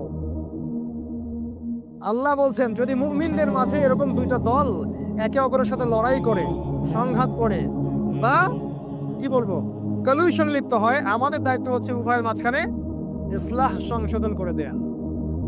তাহলে কি হবে? আয়াতটা শেষ করি। আল্লাহ পাক এরপরে বলেছেন ফাইন বাগাত ইহদাহুমা আলাল উখরা, ইসলাহ করে দেওয়ার পরেও যদি এক দল আরেক দলের উপর চড়াও হয়, জুলুম করে, ফাকাতিলুল লাতী তাবগী, যে দলটা সীমা লঙ্ঘন করছে ওর বিরুদ্ধে তোমরা যুদ্ধ করো। হাত্তা তাফিআ ইলা আমরিল্লাহ, যতক্ষণ না আল্লাহর আদেশ নেমে আসে, মানে আল্লাহর ফয়সালা নেমে আসে। ফাইন ফাত, এরপর যদি ওরা বিরত হয়ে যায়, ফাসলিহু বাইনাহুমা বিল আদলি ওয়া আকসিতু, যদি ওরা বিরত হয়ে যায় তাহলে উভয়ের মাঝখানে আবার ইসলাহ করে দাও, সংশোধন করে দাও, ন্যায়ের মানদণ্ডে, এবং আকসিতু, ন্যায় বিচার প্রতিষ্ঠা করো, উভয়ের মাঝখানে ন্যায় বিচার প্রতিষ্ঠা করো। ইন্নাল্লাহা ইউহিব্বুল মুকসিতিন, আল্লাহ পাক এই মীমাংসাকারীদেরকে পছন্দ করেন। এখান থেকে মেসেজ কি পেলাম? যদি আমরা দেখি আমাদের উম্মাহ, এই মুসলিম উম্মাহ একে অপরের সাথে লড়াইয়ে লিপ্ত আছে, ধর্মীয় ক্ষেত্রে হোক, সামাজিক ক্ষেত্রে হোক বা পলিটিক্যাল ক্ষেত্রে, আমাদের দায়িত্ব হচ্ছে উভয়ের মাঝে ইসলাহ করে দেয়া। ইসলাহ করার পর যদি কেউ কারো প্রতি সীমা লঙ্ঘন করে, তখন মাজলুমের পক্ষ নেওয়া উচিত, জালেমের পক্ষ নয়। এরপর যদি তারা আবার সংশোধন হয়ে যায়, আবার ইসলাহ করে দেয়া। এবং আল্লাহ পাক বলছেন আল্লাহ পাক ইসলাহকারীকে পছন্দ করেন। আপনি আপনার এই ধর্মীয় দৃষ্টিকোণে তাকান, দেখবেন আমাদের মধ্যে শত শত দল আছে, না আছে না, নাকি নাই? এদের মাঝখানে ইসলাহ করা আমাদের দায়িত্ব। এই জন্যই আমরা বলেছি যে সবাই মিলে একটা কমিউনিটিতে আসতে হবে। আমাদের সবচেয়ে বড় পরিচয় হবে আমরা মুসলিম। হানাফি আমার ভাই, সালাফি আমার ভাই, দেওবন্দি আমার ভাই, তাবলিগ আমার ভাই, সবাইকে ভাই মনে করতে হবে। ওয়ান উম্মাহ কনসেপ্টে একটা কমিউনিটি করে তুলতে হবে। এটা ইসলাম এবং সংশোধনের প্যাটার্ন। একইভাবে যখন পলিটিক্যাল লাইফে দেখবেন তারা সবাই কিন্তু মুসলিম মুমিন। কেউ যদি কুফরি করে থাকে সেটা আল্লাহর হিসাব নেবেন, বাহ্যিকভাবে বলছি। তারাও বিভক্ত, তারা বিভিন্ন দলে বিভক্ত, একে অপরের উপর চড়াও হচ্ছে। ওদের মাঝখানে আমাদের ইসলাহ সংশোধন করা উচিত, ওদেরকে বোঝানো উচিত যে আপনারা ওয়ান উম্মার অন্তর্ভুক্ত, আমরা সবাই একটা উম্মা। আসলে শয়তানি সভ্যতা, আল্লাহ দুশ্মনরা চেয়েছিল আমরা যেন ধর্মীয়ভাবে বিভক্ত হয়ে থাকি আর পলিটিক্যালি বিভক্ত হয়ে থাকি, যাতে করে একটা উম্মা টুকরা টুকরা হয়ে থাকে, আমাদেরকে শাসন করা ওদের জন্য সহজ হয়। আসলে বাস্তবতা এটাই হয়েছে, আমরা বুঝতে পারি নাই। এখনো যদি সতর্ক না হয় আগামীতে আরো ক্ষতি হবে। আল্লাহ পাক বোঝার তৌফিক দান করুন। হ্যাঁ, এরপর আল্লাহ পাক বলছেন একটা চিরায়াত আয়াত, ইন্নামাল মুমিনুনা ইখওয়া, প্রত্যেকটা মুমিন হচ্ছে একে অপরের ভাই, প্রতিটা মুমিন একে অপরের ভাই। ফাসলিহু বাইনা আখাওয়াইকুম, তোমরা তোমাদের ভাইদের মাঝখানে ইসলাহ এবং সংশোধন করে দাও। ওয়াত্তাকুল্লাহ, আল্লাহকে ভয় করো। লাআল্লাকুম তুরহামুন, যাতে করে তোমরা রহমত প্রাপ্ত হতে পারো। আর আল্লাহ বলছেন সমস্ত মুমিনরা ভাই, আর আমরা এখন বলছি যে ওই দল জাহান্নামী আর ওই দল জান্নাতি, এই দল এটা আর ওই দল অমুক, আমি হকের ডিলার, আমার কাছে আসো জান্নাতের সার্টিফিকেট নিয়ে চলে যাও। ও খারেজি আর ও অমুক আর ও তমুক, ও সন্ত্রাসী ও জঙ্গি, আমি হকের ডিলার, আমার কাছে আসো জান্নাতের লিস্ট লাগলে নিয়ে যাও। আল্লাহ বলছেন আমরা সবাই ওয়ান উম্মাহ। আর ওয়ান উম্মাহ কনসেপ্টে কথা বলার কারণে আমরা হয়ে যাচ্ছি বিতর্কিত। সুবহানাল্লাহ। তাহলে আমরা কি সেক্টরিয়াল ডিভিশন নিয়ে কথা বলবো? একটা দল খুলে বলবো সবাই আমার দলের ফর্ম পূরণ করেন? আপনি যদি আমার দলের ফর্ম পূরণ না করেন তাহলে আপনি আর জান্নাতীদের অন্তর্ভুক্ত না। যদি আপনি আমার দলের ফর্ম পূরণ করেন তাহলে আপনি হকের মধ্যে আছেন, ফর্ম পূরণ করবেন না হকের মধ্যে আর নাই।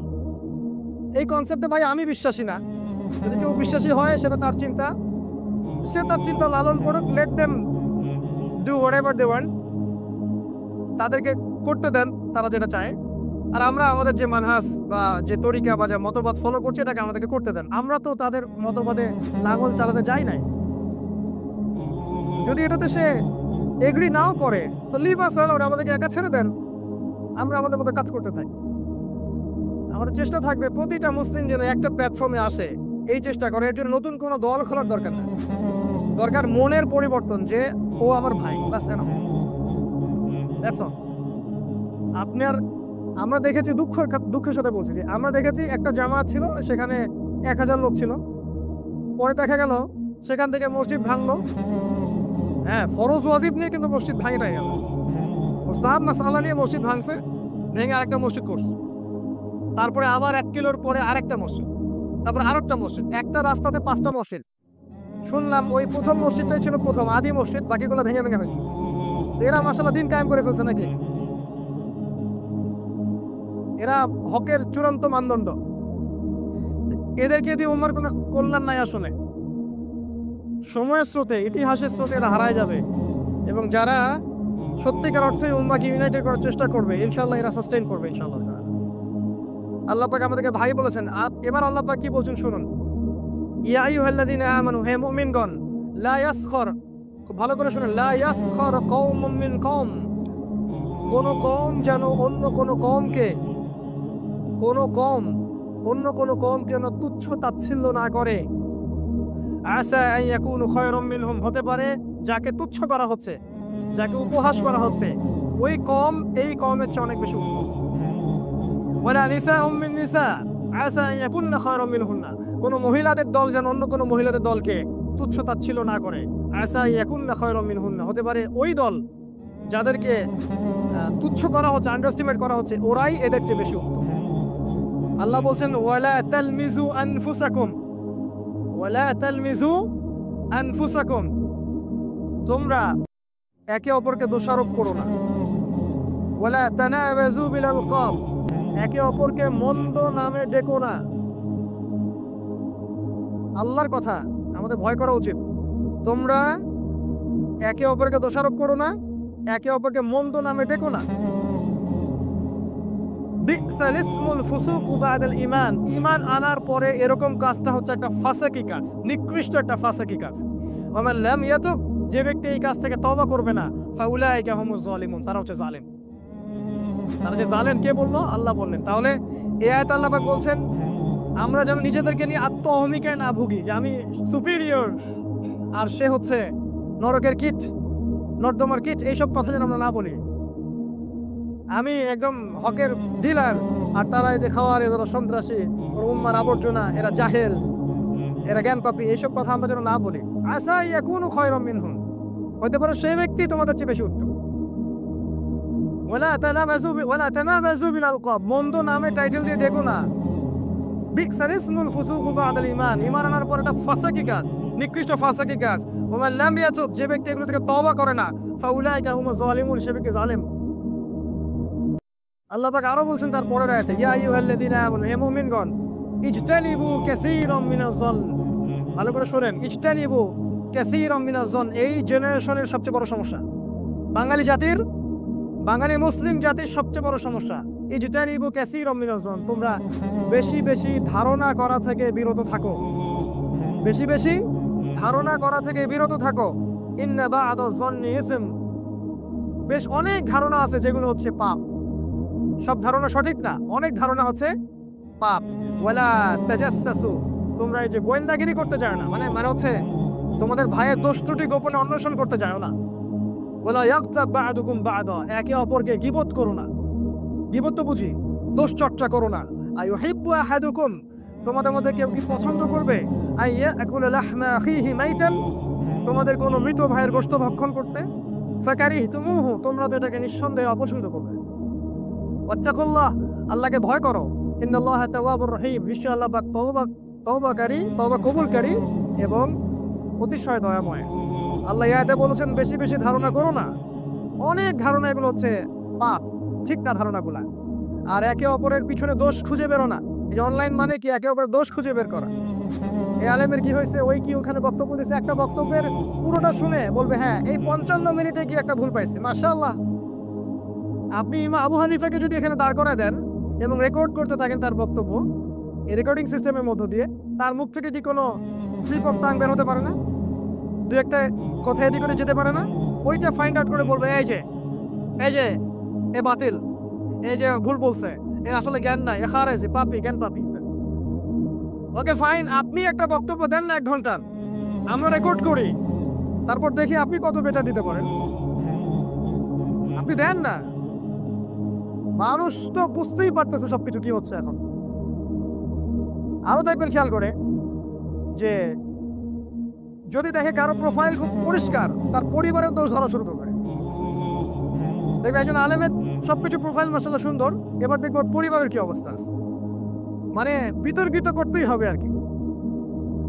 আপনি যদি বিতর্কিত করতে চান, এমন কোনো ব্যক্তি পাবেন না এই পৃথিবীতে এখন যাকে আপনি বিতর্কিত করতে পারবেন না। মানে এমন কোন মানুষ এখন পৃথিবীতে বেঁচে নাই যে ব্যক্তি 100% পিউরিফাইড, কখনো পারবেন না। আপনি দোষ চর্চা করছেন, খুঁজে বের করছেন, আমি যদি খুঁজতে যাই আপনারা 100টা দোষ বের করতে পারবো। আল্লাহর কোরআনের উপর আমাদের ফেইথ আছে, আল্লাহর হুকুম মেনে চলি বলে আমরা এটা করতে যাব না। আমরা কখনো ভাইয়ের গীবত তহমত খুঁজতে যাই না, গীবত করি না, দোষ খুঁজতেও যাই না। এটা তো সময়ের অপচয়, হায়াতের অপচয়, জীবনের অপচয়, আমলনামায় গুনাহ ভারী হবে। বিশ্বাস করেন, প্রতিটা গীবতের হক আদায় করতে হবে। কিয়ামতের মাঠে উঠে দেখবেন অনেক মানুষ দাঁড়ায় আছে, দাঁড়ায় বলবে আল্লাহ এই ব্যক্তি আমার গীবত টিবত করে বেড়াইছিল, আমার কাছে টাকা নিয়েছিল, ধার শোধ করে নাই, আমাকে অপবাদ দিছে, এই করছে সেই করছে, আল্লাহ আজকে আমি তার কাছ থেকে নেকি চাই। তখন ওই ব্যক্তি নেকি দিতে হবে। নেকি দিতে দিতে যদি নেকি শেষ হয়ে যায়, তখন ওর গোনা এর আমলনামায় যুক্ত করা হবে। এরাই জান্নাতে চলে যাবে, এই জাহান্নামে চলে যাবে। নবী সাল্লাল্লাহু আলাইহি ওয়াসাল্লাম মিরাজের রাতে গিয়েছেন যখন, দেখেছেন একদল লোক, এই যে তামার নখগুলো হচ্ছে তামার নখ দিয়ে এরকম করে গালগুলো খামচে দিচ্ছে আর ওই গোশতগুলো খাচ্ছে। নবী সাল্লাল্লাহু আলাইহি ওয়াসাল্লাম বললেন এরা কারা? জিবরাইল আলাইহিস সালাম বললেন এরা হচ্ছে আপনার উম্মতের গীবতকারী ব্যক্তিরা, পরনিন্দা করতো, গীবত করতো, এরা আজকে এই শাস্তি দেওয়া হচ্ছে। আমরা আল্লাহর কাছে তওবা করি, আমরা যেন অন্য ভাইয়ের দোষ খুঁজতে না যাই। স্পষ্ট দোষ দেখা গেলে সেটা আপনি নেন, স্পষ্ট দোষ, ওটাকে জাসুসি করে খুঁজে বের করতে চান, তাহলে আল্লাহ পাক আপনাকে ঘরের মধ্যে অপমান করে দিবেন ইনশাআল্লাহ। জানেন, যদি কেউ কোনো মুসলিম ভাইয়ের সম্মান হানি করার জন্য ওর পিছনে লেগে থাকে, আল্লাহ পাক এই ব্যক্তিকে তার ঘরের মধ্যে অপমান করে দিবেন, শাস্তি। গীবত করতে যায় না, আল্লাহকে ভয় করেন, জাসুসি করতে যায় না, আর তওবা করেন। আল্লাহ পাক তওবাকারীদেরকে ভালোবাসেন। আল্লাহ পাক তওবাকারীকে ভালোবাসেন। আরেকটা পয়েন্ট বলবো, যারা শোনেন, যারা বেশি বেশি গীবত করবে, সমালোচনা করবে, দোষ চর্চা করবে, চগলখুরি করবে, পরনিন্দা করবে এবং অশ্লীল কাজে লিপ্ত থাকবে, এদের মনের ভিতর থেকে আল্লাহর নূর উঠে যাবে, হৃদয়টার মধ্যে জুলুমাত পয়দা হবে, মনটা হয়ে যাবে একটা বিস্টের মতো, জানোয়ারের মতো মনে হয়ে যাবে, কথাবার্তার ধরন এগ্রেশন মনে হবে যে কুকুরের মতো ঘেউ ঘেউ করতেছে, ভিতরের মধ্যে নূর চলে গেছে কিন্তু। আর যার মধ্যে আল্লাহর পক্ষ থেকে নূর আসবে, আপনি খেয়াল করে দেখবেন তার কথা মার্জিত, তার চলাফেরা মার্জিত, তার মনের মধ্যে প্রশান্তি, সুকুন, সে প্রতিটা কাজ খুব কমফোর্টেবলি করতে পারে, সাকিনা, প্রশান্তির সাথে। নূরের ফজিলত আল্লাহ পাক এর পরের আয়াতে বলেছেন, ইয়া আইয়ুহান নাস। আমি শেষ করছি, শেষ করে আজান দেই ইনশাআল্লাহ, আমি অল্প সময় শেষ করে দিচ্ছি। ইয়া আইয়ুহান নাস, হে মানব জাতি। এবার আল্লাহ পাক পুরো মানব জাতিকে উদ্দেশ্য করে বলছেন, ইন্না খালাকনাকুম মিন যাকারি ওয়া উনসা, নিশ্চয়ই আমি আল্লাহ তোমাদেরকে সৃষ্টি করেছি একজন পুরুষ একজন নারী থেকে। আমরা জানি আদম এবং হাওয়া আলাইহিস সালাম। আর এখানে আপনার এই যে ধর্ম, আপনার বর্ণ, যে গোত্র, ভাষা, এই যে পার্থক্যগুলো আছে, এগুলো শুরুতে তাহলে ছিল না, সবাই একটা উৎস থেকে আসছে। তারা মুসলিমই ছিলেন, তারা দুজন কি ছিলেন? মুসলিম ছিলেন। আল্লাহ পাক বলছেন, ওয়াজআলনাকুম শুউবান ওয়া ক্বাবাইলা লিতাআরাফু, এরপর আল্লাহ পাক তোমাদেরকে বিভিন্ন কবিলা এবং গোত্রে বিভক্ত করে দিয়েছেন। কেন? লিতাআরাফু, যাতে করে তোমরা একে অন্যের সাথে পরিচিত হতে পারো। ইন্না আকরামাকুম ইনদাল্লাহি আতকাকুম, তোমাদের মাঝে সে ব্যক্তি সবচেয়ে সম্মানিত আল্লাহর কাছে, যে ব্যক্তি তোমাদের মধ্যে সবচেয়ে বেশি মুত্তাকি বা তাকওয়াবান। ইন্নাল্লাহা আলিমুন খাবীর, আল্লাহ পাক সবকিছু জানেন এবং খবর রাখেন। এই আয়াতটা প্রমাণ হচ্ছে ইসলাম, শোনেন, ইসলাম, কোরআন এবং সুন্নাহ হচ্ছে সবচাইতে অসাম্প্রদায়িক কিতাব। এই কথা মনে রাখবেন, ইসলামই সবচাইতে সেরা অসাম্প্রদায়িক রিলিজিয়ন। আল্লাহ পাক বলেছেন এখানে পুরো মানব জাতিকে আল্লাহ পাক সৃষ্টি করেছেন একজন পুরুষ একজন নারী থেকে। এই বিভক্ত করেছেন গোত্র এবং কবিলায়, এটা বড়াই করার জন্য নয়, বরং পরিচিত হওয়ার জন্য। আল্লাহর কাছে বর্ণ, রং, ভাষা, গোত্র এসবের চেয়ে বড় মানদণ্ড হচ্ছে তাকওয়া। যে ব্যক্তি মুত্তাকি বেশি, সে আল্লাহর কাছে বেশি সম্মানিত। আমি বাংলাদেশি তাই বলে আল্লাহর কাছে চলে যাবো জান্নাতে, এমন নয়। ও ব্যক্তি প্যালেস্টাইনের, ও ব্যক্তি সৌদি আরবের, এই বলে যে সে জান্নাতে যাবে, এমন নয়। এই জাতীয়তাবাদের ডিভিশন আল্লাহর কাছে নাই। কেউ বাংলায় কথা বলে, কেউ ইংরেজিতে কথা বলে, ও আরবিতে কথা বলে, জন্য সে জান্নাতে যাবে, এমন নয়। কারো গায়ের রং সাদা, কারো কালো, কারো শ্যামলা, এই পার্থক্য আল্লাহর কাছে জান্নাত পাওয়া যাবে না। একটাই মানদণ্ড, সেটা কি? তাকওয়া। একজন রিকশা চালক, ভ্যান চালক যদি মুত্তাকি হয়, সে জান্নাতে চলে যাবে ইনশাআল্লাহ। একজন বড় পলিটিশিয়ান যদি অন্যায় করে বা পাচার করে, সে জাহান্নামে যাবে ইনশাআল্লাহ। এই বিশ্বের সবচেয়ে বড় নেতা, সে যদি এই তাকওয়ার মানদণ্ডে টিকতে না পারে, আল্লাহ ওকে ছুঁড়ে জাহান্নামে ফেলে দিবেন ইনশাআল্লাহ। আর এই পৃথিবীর সবচেয়ে মাজলুম মানুষ, সবচেয়ে জুলুমের শিকার মানুষটা যদি মুত্তাকি হয়ে থাকে, আল্লাহ তাকে জান্নাতে দিবেন ইনশাআল্লাহ। আল্লাহ পাকের কাছে এই ধরনের কোনো বড়াই চলবে না। কুল্লুকুম মিন আদম ওয়া আদম মিন তুরাব, তোমরা সবাই আদম সন্তান আর আদম মাটির সন্তান। আজকে বিদায় হজের ভাষণে চলে যান, আল্লাহ রাসূল বলেছেন সাল্লাল্লাহু আলাইহি ওয়াসাল্লাম যে আজকের পর থেকে আরবের প্রতি অনারবের কোনো প্রাধান্য নাই, অনারবের আরবের উপরে কোনো প্রাধান্য নাই, সাদার উপরে কালো, কালোর উপরে সাদা, কোনো প্রাধান্য নাই। তোমরা সবাই আদম সন্তান আর আদম মাটির সন্তান। ইসলামের যে সবচেয়ে বড় অসাম্প্রদায়িক রিলিজন আছে। আজকে আমরা কথা বলতে পারি না, আসলে কোরআন থেকে দলিল পেশ করতে পারি না। এরপর আল্লাহ পাক বলেছেন, ক্বালাতিল আ'রাবু আমান্না, আরবরা বলে, আরব মানে আরবে বেদুইনরা বলে, আমান্না, আমরা ঈমান নিয়ে আসছি। কুল লাম তুমিনু, আল্লাহ বলেছেন বলে দাও হে নবী, তোমরা ঈমান নিয়ে আসো নাই। কুল লাম তুমিনু, তোমরা ঈমান নিয়ে আসোনি, ওয়ালাকিন কুলু আসলামনা, বরং তোমরা বলো যে আমরা ইসলাম কবুল করেছি। মানে ইসলাম কবুল করা আর প্রকৃত ঈমানদার হওয়া এক জিনিস না। কালিমা পড়লেই মানুষ ইসলামে চলে আসে ঠিকই, কিন্তু রিয়েল ঈমান ওই অ্যাচিভ করতে অনেক ধাপ অতিক্রম করতে হয়। আল্লাহ বলছেন, ওয়াইন তুতিউল্লাহ ওয়া রাসূলাহু লা ইয়ালিতকুম মিন আমালিকুম শাইআ, তবে তোমরা যদি আল্লাহ এবং তার রাসূলের আনুগত্য করো, তাহলে আল্লাহ পাক তোমাদের কোনো আমল বিনষ্ট করবেন না। ইন্নাল্লাহা গফুরুর রহিম, আল্লাহ পাক হচ্ছেন পরম করুণাময় এবং অসীম দয়ালু। এরপর আল্লাহ পাক বলছেন, ইন্নামাল মুমিনুন, আর দুই একটা আয়াত আছে, শেষ করতেছে। ইন্নামাল মুমিনুন, নিশ্চয়ই মুমিন তো তারাই। এবার মুমিনের আর ডেফিনিশন পাচ্ছেন, আল্লাযীনা আমানু বিল্লাহি ওয়া রাসূলিহি, যারা আল্লাহ এবং তার রাসূলের প্রতি ঈমান নিয়ে এসেছে তারা হচ্ছে মুমিন। যারা আল্লাহ এবং তার রাসূলের প্রতি ঈমান নিয়ে এসেছে তারা হলো মুমিন। বাকি পিলারগুলো আগে বলেছি। সুম্মা লাম ইয়ারতাবু, ঈমান আনার পরে কোনো সন্দেহ পোষণ করে নাই। ঈমান আনার পরে শেকিং না, মুযাবযাবিনা বাইনাহুম, এমন না। একদম ইস্তেকামা আছে, কনস্ট্যান্ট ইমানের উপরে।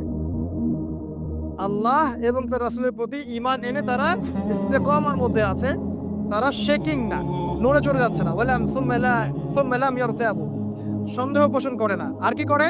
ওয়াজাহাদু বিআমওয়ালিহিম ওয়া আনফুসিহিম ফি সাবিলিল্লাহ, এবং আল্লাহর পথে তাদের মাল এবং জান দ্বারা জিহাদ করে। এই শব্দটা নিয়ে অ্যালার্জি সৃষ্টি করবেন না, এটা একটা ইবাদত। সন্ত্রাস কখনো জিহাদ নয়, আর জিহাদ কখনো সন্ত্রাস নয়। ইসলামের নামে সন্ত্রাস কখনো জিহাদ নয়, আর জিহাদ কখনো সন্ত্রাস নয়। আল্লাহ পাক এখানে বলেছেন মুমিনদের পরিচয় হচ্ছে তারা আল্লাহ এবং তার রাসূলের প্রতি ঈমান নিয়ে আসবে, এরপর সন্দেহ পোষণ করবে না, তারপরে নিজেদের মাল মানে সম্পদ এবং জান দ্বারা আল্লাহর পথে জিহাদ করবে। সূরা হুজুরাত আয়াত নাম্বার 13। এর অর্থ হচ্ছে নিজেদের মাল এবং জান দিয়ে আল্লাহর দ্বীনকে প্রতিষ্ঠার চেষ্টা করা। আপনি কথা দিয়ে জিহাদ করতে পারেন, আপনি লিখনি দিয়ে করতে পারেন, আপনি নফসের সাথে করতে পারেন, এগুলো স্টেজ আছে। আপনি মাল দিয়ে করবেন, আপনি জান দিয়ে করবেন। প্রয়োজন হলে যদি সমস্ত শর্ত পূরণ হয়, তখন আপনাকে বদরের মাঠে যেতে হলে সেখানেও যেতে হবে, উহুদে যেতে হলে সেখানেও যেতে হবে। সবকিছু ইসলামের মধ্যে আছে, কিন্তু পরিবেশ পরিস্থিতি অনুযায়ী যেটা যখন অ্যাপ্লাই করা দরকার সেটা করতে হবে। যখন যে সিচুয়েশন নাই তখন সেটা করা যাবে না, সিম্পল।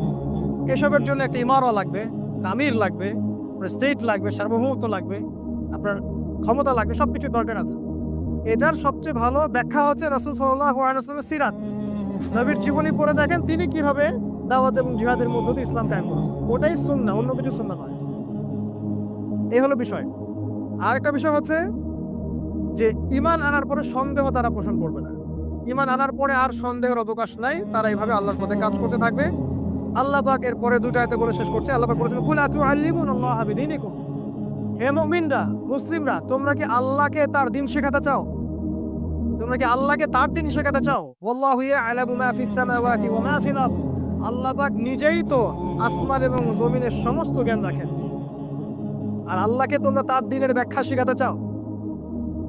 আল্লাহু বিকুল্লি শাইইন আলিম, আল্লাহ পাক প্রত্যেকটা বিষয় সম্পর্কে জ্ঞানী। শেষের আয়াতে আল্লাহ পাক বলেছেন এই সূরার, ইয়ামুন্নুনা আলাইকা আন আসলামু, এটা আমাদের স্বভাব এখন মুসলিমদের। ইয়ামুন্নুনা আলাইকা আন আসলামু, হে নবী, তারা ইসলাম কবুল করেছে বলে মনে করে যে তোমার প্রতি বড় ইহসান করে ফেলছে। তারা ইসলাম কবুল করে তোমার উপর অনেক বড় মনে হয় কৃতজ্ঞতা প্রকাশ করে ফেলছে, বড় একটা উপকার করে দিচ্ছি আমরা দিনের। আল্লাহ বলছেন কুল লা তামুন্নু আলাইয়া ইসলামাকুম, আর তোমাদের ইসলাম কবুল করা আমাদেরকে একদম সম্ভ্রান্ত করেনি, মনোনীত করে নাই। তোমাদের ইসলাম কবুল করা না করার সাথে আল্লাহ তার রাসূলের সম্মান জড়িত না। ওদের ভাবখানে এমন যে ইসলাম কবুল করে ইসলামকে সম্মানিত করে ফেলছে আর কি। আল্লাহ বলছেন কুল লা তামুন্নু আলাইয়া ইসলামাকুম, তোমাদের ইসলাম কবুলটা কি? আমরা তোমাদের ইসলাম কবুল করার কারণে আল্লাহ তার রাসূল ধন্য হয়ে যান নাই, বরং কি হয়েছে? বালিল্লাহু ইয়ামুন্নু আলাইকুম আন হাদাকুম লিল ঈমান ইন কুনতুম সাদিকিন, বরং আল্লাহ পাকই তোমাদেরকে ইসলাম কবুলের তৌফিক দিয়ে ধন্য করেছেন। কথা কি বুঝতে পারছেন? এখন আমাদের মুসলিমদের অ্যাটিটিউডটা দেখলেন, আমাদের ভাবসাব কেমন যে আমরা ইসলামের বহুত উপকার করে ফেলতেছে। হ্যাঁ, মানে আমরা না থাকলে কিছু হবেই না, ভাবখানে এমন একটা। আমাদের আল্লাহ পাকের বিন্দু মাত্র পরোয়া নাই। আমরা দিনের জন্য কিছু করি বা না করি, আল্লাহর কিচ্ছু আসে যায়। আল্লাহ পাক যাদেরকে তারা দিনের খেদমত করাবেন, যাদেরকে তারা দিনের বিজয় দান করাবেন, সেটা লাউহে মাহফুজে আগে থেকে লেখা আছে এবং সময় অনুযায়ী তারা আসবে পৃথিবীতে ইনশাআল্লাহ। আল্লাহ বলেছেন তোমরা যদি দায়িত্ব পালন না করো, ইস্তাবদিল কওমান গায়রাকুম, এই কওমটাকে সরিয়ে দিয়ে আল্লাহ পাক অন্য কওম নিয়ে আসবেন। সুম্মা লা ইয়াকুনু আমসালাকুম, ওরা তোমাদের মতো অপদার্থ হবে না। কুল লা তামুন্নু আলাইয়া ইসলামাকুম, তোমাদের ইসলাম কবুলে আমি ধন্য হইনি, বরং আল্লাহ তোমাদেরকে ইসলাম কবুলে তৌফিক দিয়ে ধন্য করেছেন, এবং তোমরা সত্যবাদী হয়ে থাকলে স্বীকার করো। ইন্নাল্লাহা ইয়া'লামু গায়বাস সামাওয়াতি ওয়াল আরদ, আর নিশ্চয় আল্লাহ পাক আসমান এবং জমিনের গায়েবের খবরও জানেন। আসমান সমূহ এবং জমিনের গায়েবের খবরও জানেন। আল্লাহু বাসীরুম বিমা তা'মালুন, আর তোমরা যে আমলগুলো করছো আল্লাহ পাক এই প্রত্যেকটা আমল দেখছেন সূক্ষ্ম দৃষ্টি দিয়ে। আল্লাহ পাক আমাদের সবাইকে সূরাতুল হুজুরাতের এই শিক্ষাগুলোর উপর আমল করার তৌফিক দান করুন, আমিন। আল্লাহ পাক আমাদের সবার ব্যক্তি জীবনটাকে ইসলাম দিয়ে গড়ে দিন। আমাদেরকে আল্লাহ পাক কোরআন এবং সুন্নাহ অনুযায়ী জীবন গড়ার তৌফিক দান করুন। আল্লাহ পাক আমাদের পরিবারগুলোকে জান্নাতি পরিবার রূপে কবুল করুন। আমাদের বাচ্চা কাচ্চাদেরকে আল্লাহ পাক আদর্শ মুসলিম হিসেবে মানুষ করে যাওয়ার তৌফিক দান করুন। আমাদের মা বোনদেরকে আল্লাহ পাক পর্দায় রাখুন, আমাদের হালাল রিজিকের ব্যবস্থা করে দিন। আল্লাহ পাক আমাদের উম্মার বিভক্তি দূর করে দিন। আল্লাহ পাক আমাদের মনটাকে প্রশস্ত করুন, উম্মাকে ঐক্যবদ্ধ করার তৌফিক দান করুন। আল্লাহ পাক আমাদেরকে শৈথিল্যবাদ এবং চরমপন্থা থেকে হেফাজত করুন, মধ্যমপন্থী উম্মাহ হওয়ার তৌফিক দান করুন। আল্লাহ পাক আমাদের সরকার, আমাদের প্রশাসন, আমাদের ব্যক্তিগত যারা আমাদের আমির আছেন, তারা ধর্মনেতা, সমাজ নেতা, সবাইকে আল্লাহ পাক হেদায়েত দান করুন। আল্লাহ পাক আমাদেরকে করোনাকালীন সংকটের মধ্যে হেফাজত করুন, আমাদেরকে বাঁচিয়ে রাখুন, হায়াতে তাইয়্যিবা দান করুন এবং যাবতীয় দৃশ্য দেশের ক্ষতি থেকে আল্লাহ আমাদেরকে হেফাজত করুন। আমিন। সুবহানাকা আল্লাহুম্মা বিহামদিক, আশহাদু আল্লা ইলাহা ইল্লা আনতা, আস্তাগফিরুকা ওয়া আতুবু ইলাইক। আসসালামু আলাইকুম ওয়া রাহমাতুল্লাহি ওয়া বারাকাতুহু।